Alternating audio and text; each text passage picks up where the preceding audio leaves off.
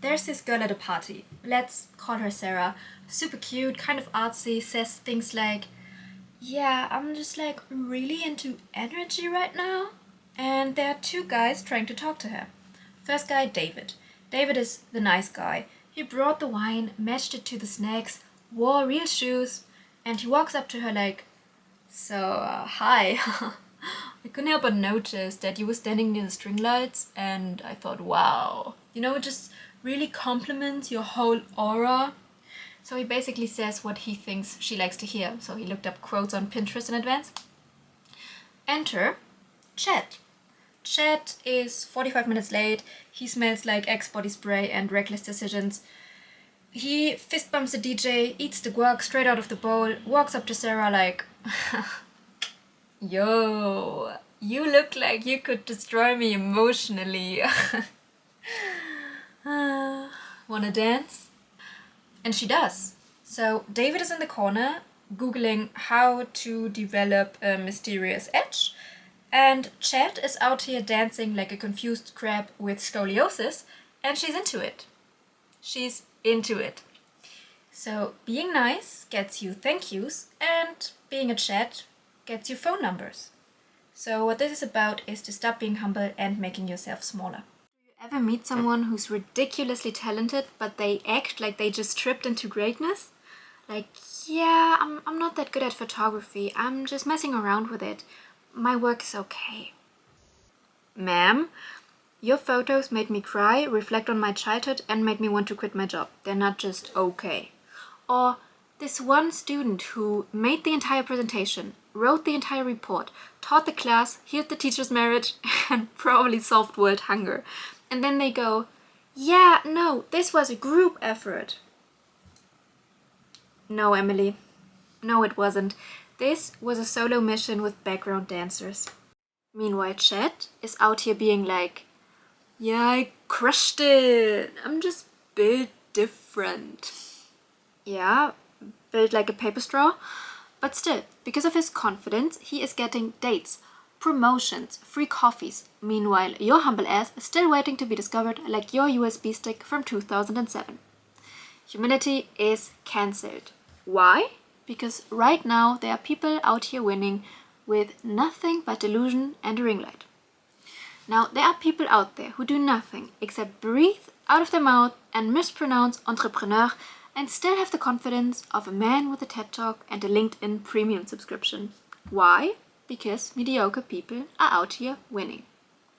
Now, let's take a look at Timothée Chalamet's energy for a second. This boy said, I want to be one of the greats, and I will be. He said it with his whole chest, no hesitation whatsoever. No whisper, no nervous laugh, just full conviction and cheekbones. And that's the vibe. But the truth is, I'm really in pursuit of greatness. I know people don't usually talk like that, but I want to be one of the greats. I'm inspired by the greats. I'm inspired by the greats here tonight. So here's the truth. Being humble won't get you the mic. It will get you a polite nod, while someone louder will take the credit, walk out with a trophy, a book deal, and your parking spot.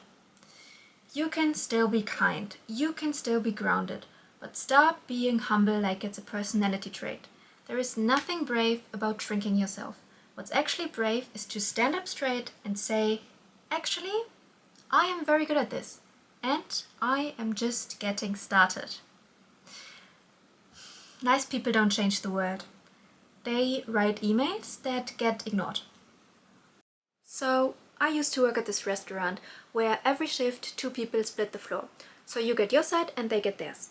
And whoever gets more guests gets more tips and therefore more cash. Simple math. So I'm working with this guy. Let's call him Derek the Delusional. That's not his name. And we get along just fine. That is, until the shift starts. Now the guests are coming in and I'm being nice. Like overly nice. I'm like, yeah, come in, make yourself at home, sit wherever you want. Because even if it's on his side, because I'm just that generous. I'm basically Mother Teresa. You know, like community, teamwork, vibes. Now, this guy comes up to me and goes, ha ha, those guests on my side. Guess who's making more money than you? Ha. Blah. He didn't actually do this, but that's how it felt. And so I'm like, excuse me? What the fuck? I didn't say it, but you could tell on my face I was making this expression.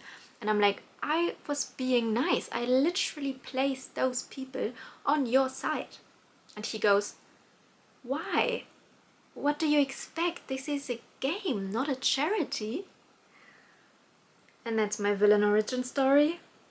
I was like, okay, game on, bitch. I didn't really know what I was doing at the time. I just knew I had to take action. So I use every ounce of feminine charm I had.